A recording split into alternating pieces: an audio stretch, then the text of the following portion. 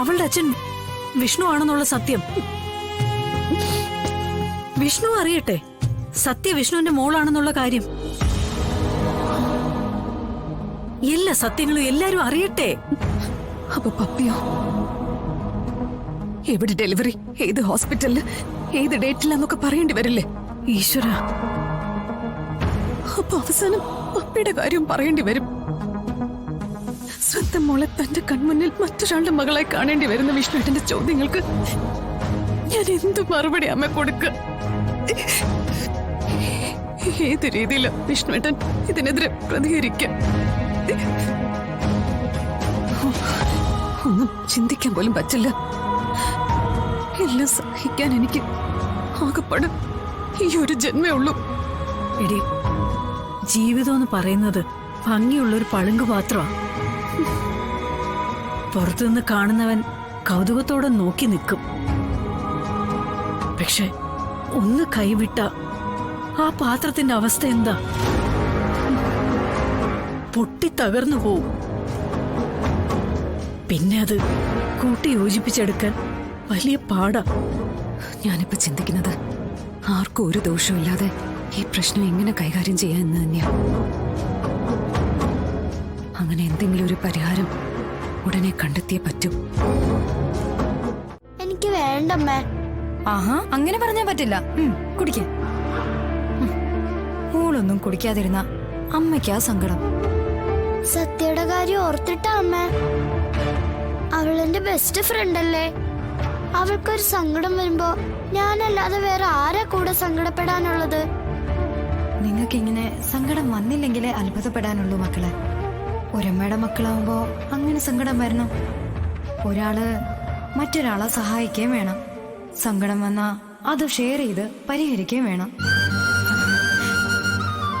മോളെ, അവിടെ സത്യ ഭക്ഷണം കഴിക്കാതിരിക്കുന്നുണ്ട് ഇവിടെ മോൾക്കും ഒന്നും കഴിക്കാൻ തോന്നുന്നില്ല.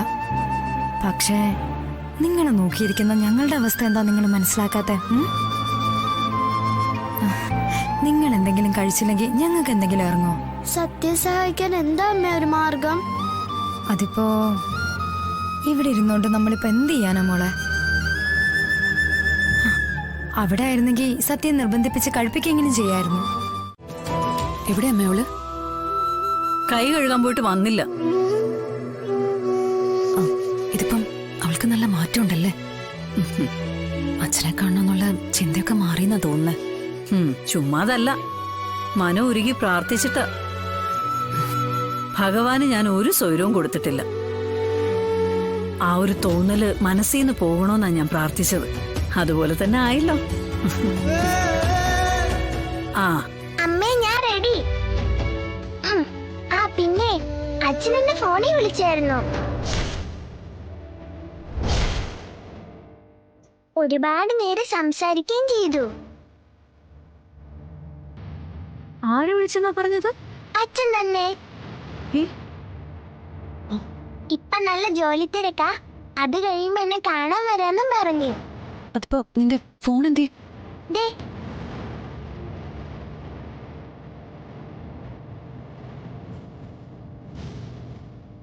നമ്പർ ഇല്ല, തിരിച്ചു വിളിക്കാനും പറ്റില്ല.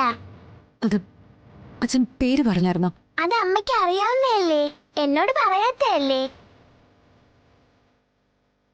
അച്ഛൻ വിളിച്ച സന്തോഷത്തിൽ അത് ചോദിക്കാൻ ഞാൻ മറന്നുപോയി.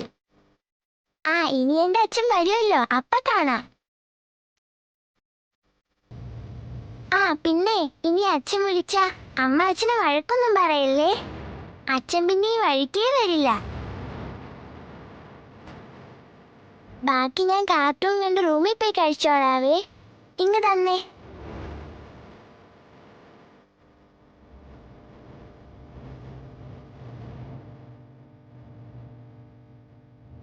ഈശ്വര, വീണ്ടും സമാധാനം പോയല്ലോ.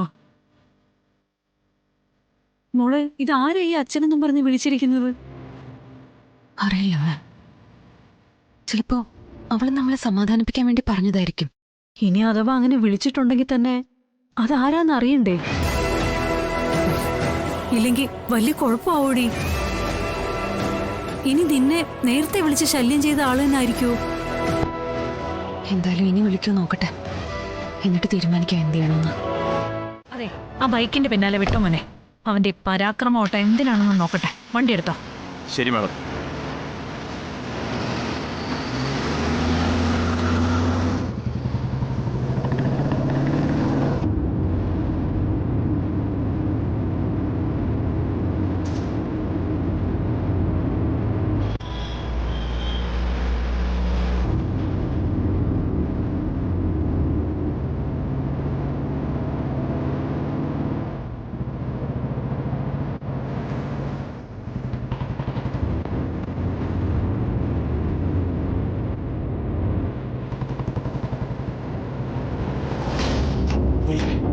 ഇതെന്തോ വേറെ വള്ളിക്കേസാ.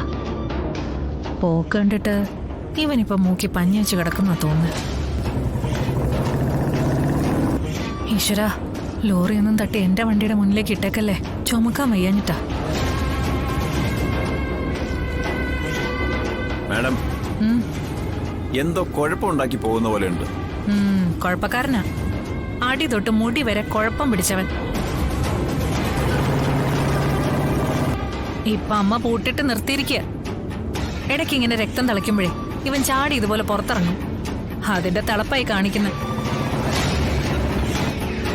ഇത് ഇറച്ചിയിൽ മണ്ണ് പറ്റുമ്പോഴേ നിർത്തൂ.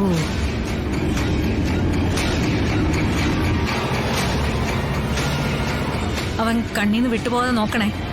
എന്താണ് അവന്റെ പരമലക്ഷ്യം എന്ന് നമുക്കൊന്ന് അറിയണം.